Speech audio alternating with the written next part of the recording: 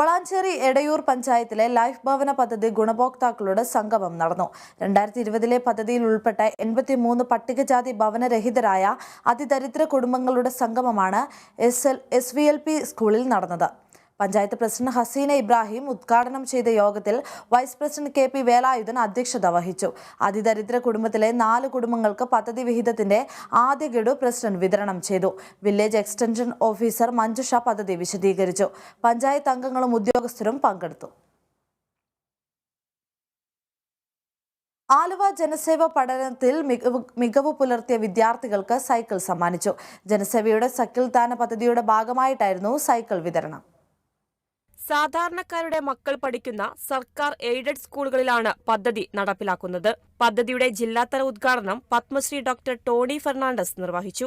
Aluva girls higher secondary സ്കൂളിൽ പഠനത്തിൽ മികവ് പുലർത്തിയ 6 വിദ്യാർത്ഥിനികൾക്കാണ് സൈക്കിൾ സമ്മാനിച്ചത്. 1966-ൽ ഹൈസ്കൂൾ വിദ്യാർത്ഥികൾക്കുള്ള സൗജന്യ ഉച്ചഭക്ഷണ പദ്ധതി ആരംഭിച്ച അതേ വേദിയിൽ തന്നെ 27 വർഷങ്ങൾക്ക് ശേഷം ജനസേവയുടെ മറ്റൊരു ജീവകാരുണ്യ പദ്ധതി ആരംഭിക്കുന്നതിൽ ഭാഗമാകാൻ കഴിഞ്ഞതിൽ അഭിമാനമുണ്ടെന്ന് ജോസ് മാവേലി പറഞ്ഞു. ജനസേവാ സ്ഥാപകൻ Jose Maveli, school principal KM Bindu, Janaseva ഭാരവാഹികളായ advocate Charlie Paul, doctor CM Haidarali, Chinnan Painadath, Joby Thomas തുടങ്ങിയവർ പങ്കെടുത്തു. Kerala vision news, Kochi.